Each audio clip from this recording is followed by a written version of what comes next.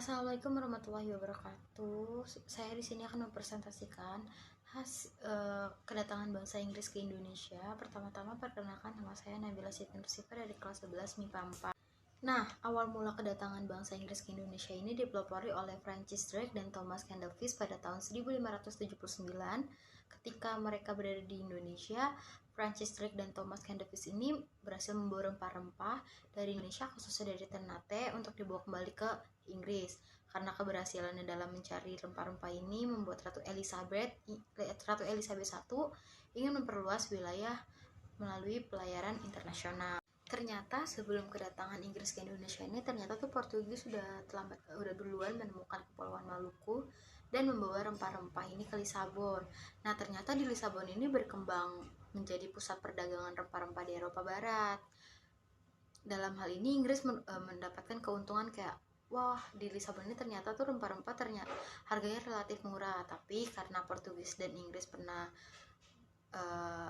konflik yaitu konflik perang 80 tahun, jadi Inggris mulai kesusahan untuk mendapatkan rempah-rempah. Kemudian tuh Inggris berusaha mencari negeri penghasil rempah-rempah gitu kan. Nah, dalam pelayaran ini tuh Inggris sampai ke India.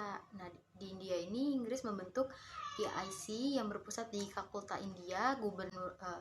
Gubernur Jenderal Lord Minto berkedudukan sebagai Cukta atau membentuk agensi Inggris merebut daerah kekuasaan Belanda yang berada di Indonesia dan mengangkat Thomas Stanford sebagai kepala pemerintahan.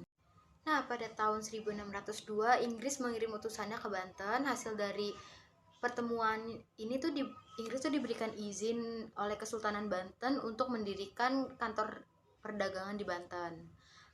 Selain di Banten, Inggris juga membangun kantor perdagangan di Jayakarta. Hingga abad ke-16, Inggris setelah mendirikan beberapa kantor dagang di daerah Indonesia, hingga akhirnya 4 Agustus 1611, 60 kapal Inggris muncul di pelabuhan Batavia, pusat kekuatan Belanda. Batavia dan daerah sekitarnya jatuh ke tangan Inggris pada 26 Agustus 1811.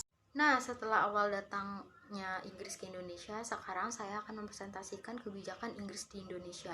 Kebijakan pemerintah Inggris selama berada di Indonesia itu dimulai dari menghapus sistem tanam paksa, melarang perbudakan, menghapus pajak bumi, memperkenalkan sistem London, membentuk sistem pemerintahan bercorak kebaratan, membagi Pulau Jawa menjadi 16 kerasidenan, dan sistem peradilan yang mengacu pada sistem yang dilaksanakan atau dilakukan di Inggris. Nah, di sini tuh perjanjian yang mengakhiri pemerintahan Inggris di Indonesia. Perjanjian yang mengakhiri pemerintahan Inggris di Indonesia adalah Konvensi London. Pembahasannya gini, penjajahan Inggris terhadap Indonesia berlangsung selama 5 tahun, dari 1811 hingga 1816, tepatnya setelah disepakati kapitulasi Tuntang. Pasca dikeluarkannya kapitulasi Tuntang ini, Thomas Stanford Raffles menjadi penguasa Hindia di tahun 1816.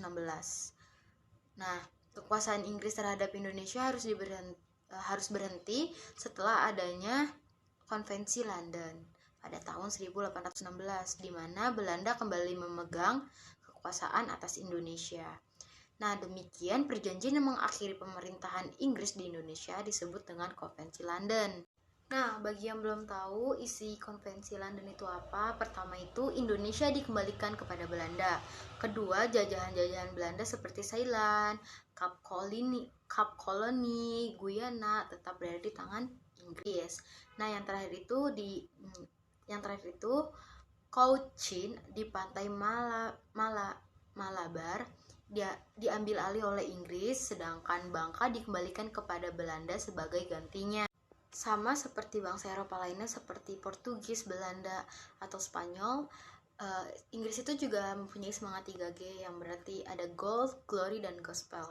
Glory berarti keinginan memperoleh kekayaan di wilayah-wilayah yang baru ditemukan. Glory diartikan sebagai kejayaan atau untuk menguasai wilayah yang didatangi dan dijadikan sebagai koloni. Contohnya Indonesia yang setelah dijajah bertahun-tahun atau cukup lama oleh Belanda.